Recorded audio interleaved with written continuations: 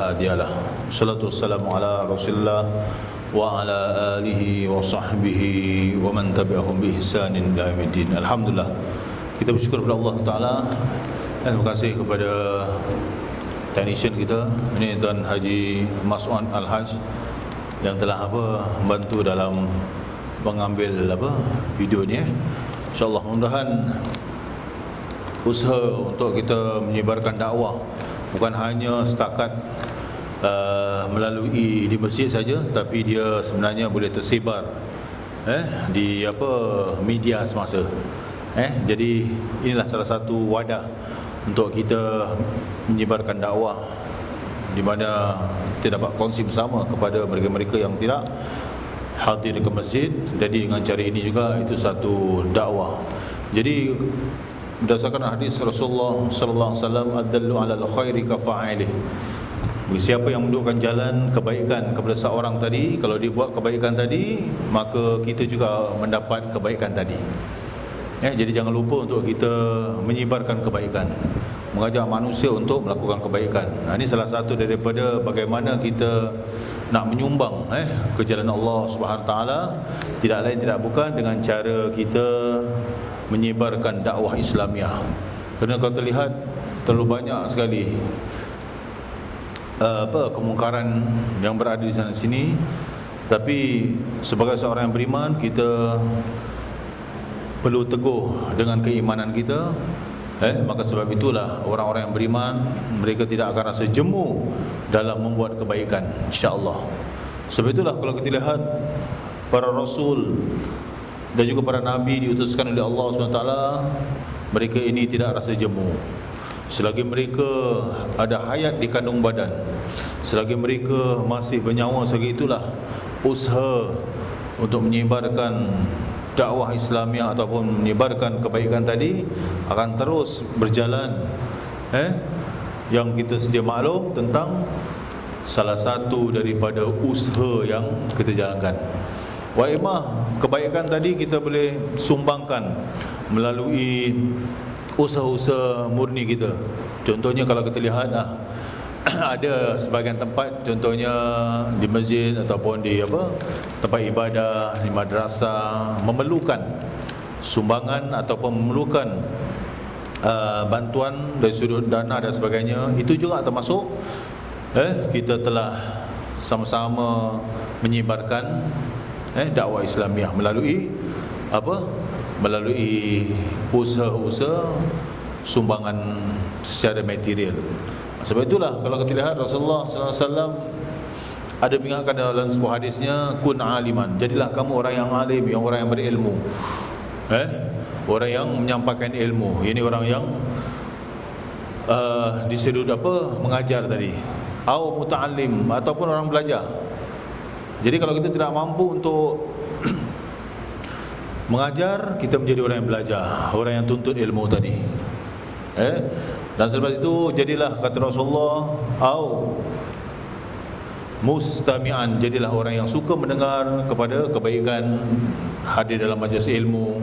Itu juga Rasulullah mengatakan, itu juga adalah sumbangan kita dalam menegakkan agama Islam. Kalau ada da'i, tak ada mad'u pun, dakwah tu tak bergerak, tak berjalan. Jadi mad'u tadi sebagai pendengar tadi mainkan peranan dalam menghadiri majlis-majlis ilmu tadi. Kenapa? Kerana orang yang tuntut ilmu tadi lebih utama daripada orang yang beribadah tanpa ilmu. Jadi melalui ibadah yang kita kerjakan tadi mesti punya ilmu. Dan Rasulullah terus mengingatkan mustami'an tadi, au muhibban, jadilah orang yang cinta kepada majlis ilmu tadi. Melalui sumbangan kita, melalui usaha-usaha yang baik yang ingin dianjurkan demi untuk menarik manusia kepada jalan kebaikan tadi. Jadi yang dimasukkan sini adallu alal khairi, menunjuk ke jalan kebaikan tadi banyak caranya. Sama ada dari sudut dakwah bil hal, dakwah bil lisan. Dakwah bil hal ni kita menunjukkan cara akhlak kepribadian Rasulullah melalui melalui contoh-contoh yang baik, akhlak yang baik. Malahan kalau kita jumpa saudara kita, kita beri salam, itu juga adalah salah satu dakwah Islam juga. Kenapa? Kita menyebarkan salam. Dan salam itu juga termasuk menyebarkan dakwah Islamiah. Kerana kita saling mendoakan, kita menggerakkan hubungan silaturahim antara kita. Inilah yang dianjurkan dalam Islam tentang kebaikan-kebaikan yang bukan saja dari sudut lisan tapi bilhal. Kalau kita lihat Rasulullah sallallahu alaihi wasallam dalam kepribadian akhlaknya, itulah yang hendak kita contohi. Memang betul pakaian memang tak dinafikan, tapi yang paling penting sekali adalah kita punya akhlak kepribadian. Kita tak mahu kita mengikut sunnah dari sudut pakaian, tetapi kepribadian kita jauh dari apa yang telah ditunjukkan oleh Rasulullah. Kerana Rasulullah sallallahu alaihi wasallam terpikat oleh penganut-penganut lain kerana sifat akhlak Rasulullah sallallahu alaihi wasallam yang boleh kita contohi. Dan kalau kita lihat bagaimana perjuangan Rasulullah sallallahu alaihi wasallam tidak terhenti di sini, melainkan perjuangan yang disambung oleh para sahabat ridwanu alaihim. Mereka sanggup berhijrah daripada Madinah, tempat mereka tinggal tu, ke negara-negara contohnya macam Mesir, Iraq, untuk menyebarkan Islam.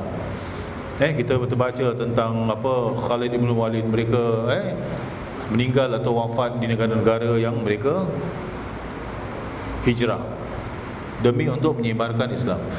Di Singapura ataupun di sebelah bahagian Asia Tenggara ni, contohnya kalau kita baca sejarah tentang bagaimana Islam itu berkembang, ini bermula daripada mereka-mereka pedagang-pedagang Islam yang datang daripada mana? Ada mengatakan daripada Yaman, ada daripada mengatakan daripada India.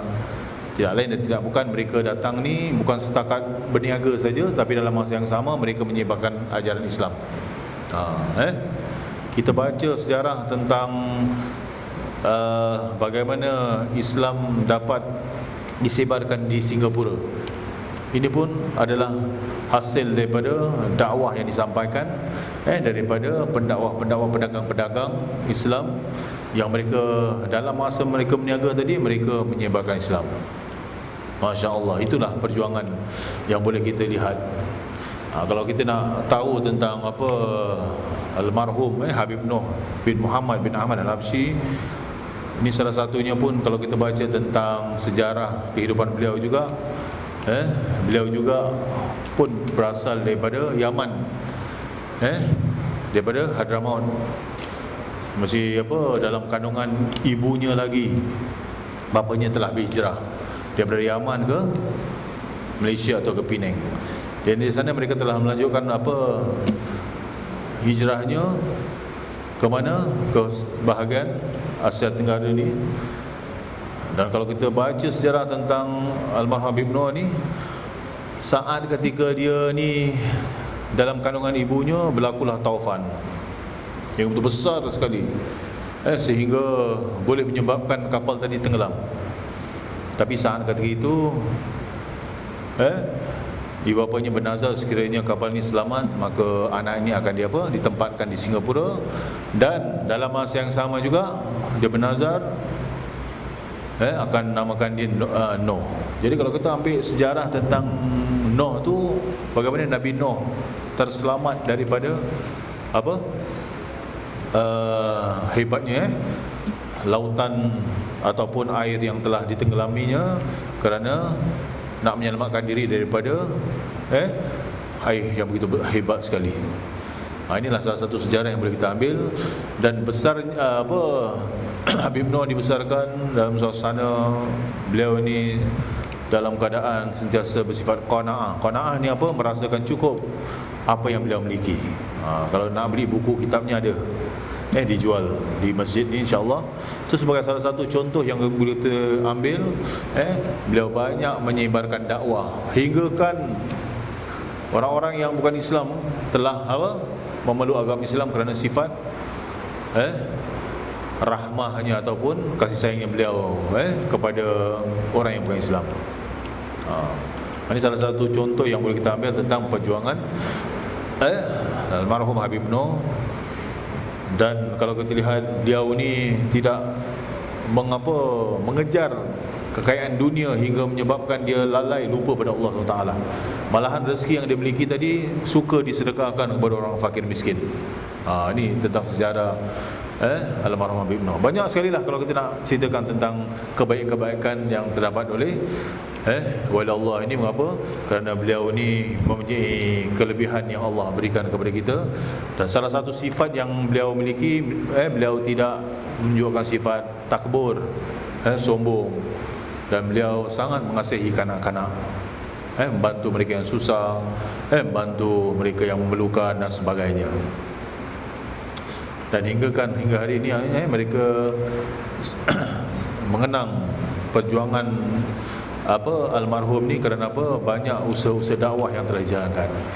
Dan kalau kita baca sejarah beliau pun, beliau ada descendant ataupun keturunan hingga kepada Sayyidina Husin, daripada Rasulullah sallallahu alaihi wasallam sendiri. Jadi sekiranya kalau kita mengikut jejak langkah mereka-mereka yang menegakkan agama Allah ini, tidak rasa jemu dan terus berjuang demi menegakkan agama Allah, insya-Allah Allah akan bantu kita. Yakinlah, in yansurullah yansurkum. Jika kamu membantu agama Allah, menegakkan agama Allah, pasti Allah akan membantu kamu dan pasti Allah akan menolong kamu. Bukan saja kita, tapi keluarga kita, negara kita dan sebagainya. Sebab itu alhamdulillah kita bersyukur kepada Allah Taala, kita masih mengikut jejak langkah para sahabat, para aulia Allah. Kerana mereka-mereka ini dikatakan aulia Allah, mereka ini adalah kekasih Allah kerana mereka mengutamakan Allah. Seperti mana dalam sebuah hadis Rasulullah mengatakan, ihfazillah, peliharalah, jagalah Allah, yahfazka. Maknanya kalau kau menjaga Allah, pasti Allah akan menjaga kamu. Pasti Allah akan di hadapan kamu, kerana kita mendahulukan Allah dan Rasulnya. Maka sebab itu kalau kita lihat dalam kehidupan kita dalam rumah tangga, di samping kita juga disuruh melaksanakan apa yang Allah perintahkan, kita jangan lupa tanggungjawab kita kepada anak-anak kita, kalau isteri kita, kalau kita di dalam rumah tangga lah. Kita juga dalam masa yang sama juga tidak rasa jemu untuk terus melakukan kebaikan, mengajak manusia kebaikan. Sekarang bukan saja kita nak tumpukan untuk mengajak kepada kebaikan, tetapi ada satu perkara yang perlu kita ingat, ialah bagaimana nak mencegah kemungkaran. Itu juga usaha para sahabat, para nabi untuk menegah manusia dari kemungkaran. Hari ini kalau kita lihat lebih mencabar. Kerana apa? Kerana hubungan manusia sama manusia itu tak ada sempadannya. Contohnya macam internet. Mudah sekali. Dulu kalau Cik Zulkifli nak kontak kawannya di UK, di mana UK? United Kingdom. Ni Lu Kelantan. Pun masih payah, tapi sekarang mudah. Kita search je WhatsApp je dah boleh dapat. Begitu mudah sekali kita nak sama juga kalau seorang tadi nak dapatkan maklumat yang buruk atau baik pun senang mudah dapat. Jadi keburukan, contohnya lah kemaksiatan, kemungkaran yang berlaku di sekeliling kita, kalau dapat kita perbaiki dengan cara hikmah wal mau'izah. Inilah perjuangan Nabi sallallahu alaihi wasallam demi menegakkan agama Allah Subhanahu Wa Taala. Jangan kita lihat dalam kalangan keluarga kita sendiri, saudara mara kita, kalau ada di antara mereka yang memecahkan, memutuskan hubungan silaturahim, kita teruskan. Kerana dalam sebuah hadis Rasulullah mengatakan apa? Ya ayuhan nas, wahai manusia, afsus salam, sebarkan salam. Sebarkan salam itu menunjukkan apa? Menghubungkan kekerabatan, kekuatan antara sesama Islam tadi. Wa'timut ta'am, dan berilah makan kepada mereka yang memerlukan makanan. Jadi kita juga membantu mereka yang memerlukan makanan. Wasilul arham, dan jangan lupa untuk menghubungkan silaturahim. Kalau mereka memutuskan, tak apa, kita hubungkan. Itu antara dia dengan Allah, nanti dia akan jawab nanti di hadapan Allah Ta'ala. Kenapa? Orang yang memutuskan silaturahim selama 3 hari saja, segala amalan ibadahnya tidak diterima oleh Allah Subhanahu Wa Ta'ala. Masya Allah. Tapi kalau kita cuba untuk menghubungkan, dia tak nak juga, kita sudah menjalankan tugas untuk menghubungkan silaturahim. Dan selepas itu, selepas kita sudah sebarkan salam, kita beri makan kepada mereka yang belum makanan, yang susah, kita menghubungkan silaturahim. Kata Rasulullah, hendaklah kamu solat. Selepas kita melakukan solat fardu tadi, bangunlah malam untuk sembahyang menghadap Allah Subhanahu Wa Taala. Kita mohon kepada Allah. Dan saat manusia itu sedang tidur nyenyak, kita bangun kerana Allah Ta'ala. Kata Allah apa? Tadkhulul jannata bisalam, maka Allah akan masukkan kamu ke dalam syurga yang bernama As-Salam. Selalu kita sebut Allahumma antas salam wa minkas salam, betul? Wa ilaika ya'udus salam. Ya Allah, engkau lah yang sejahtera, engkau lah yang berikan kesejahteraan kepada kami, ya Allah. Dan kami mohon kamu kesejahteraan, Allah. Itulah nama syurga yang Allah berikan kepada As-Salam. Kenapa? Kerana di akhirat tadi, di akhirat nanti, manusia bila dia cakap tentang apa syurga atau neraka, ini ada 2 tempat yang manusia akan lalui.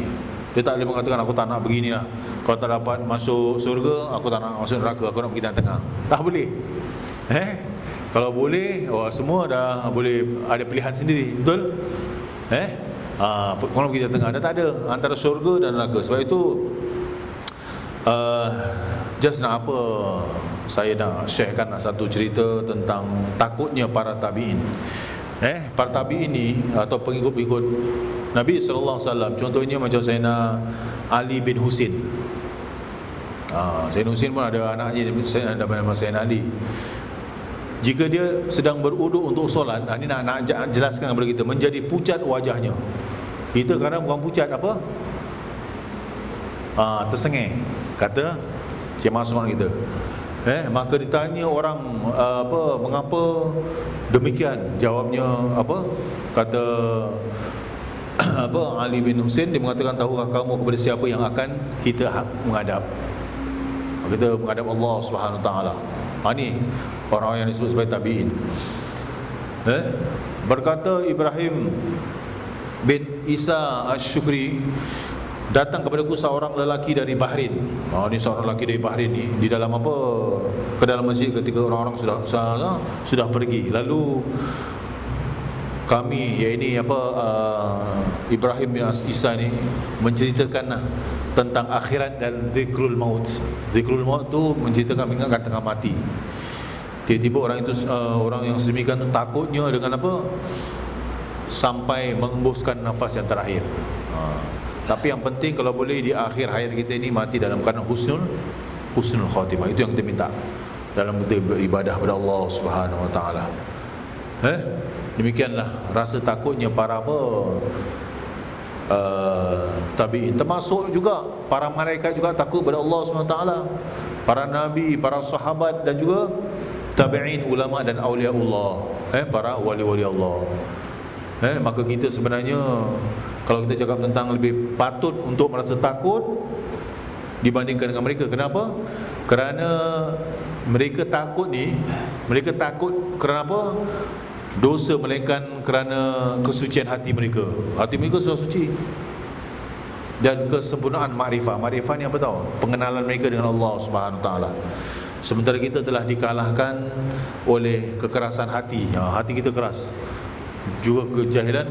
Kerana apa? Kita ni kadang-kadang banyak mengikut hawa nafsu. Mudah-mudahan sekarang yang dekat sini mengangkat kepada diri saya, marilah kita bermuhasabah diri untuk terus kita menjadi hamba yang sentiasa mendekatkan diri kita kepada Allah. Semoga kita mendapat keredaannya. Amin ya rabbal alamin. Bismillah. Wassalatu wassalamu ala Rasulillah wa ala alihi wa sahbihi wa mawalah. Rabbana taqabbal minna du'ana innaka antas samiul alim wa tub alaina ya maulana innaka antat tawwabur rahim wa khtimis solihati a'malina ya karim. Walhamdulillah rabbil alamin. Taqabbalallahu minna wa minkum.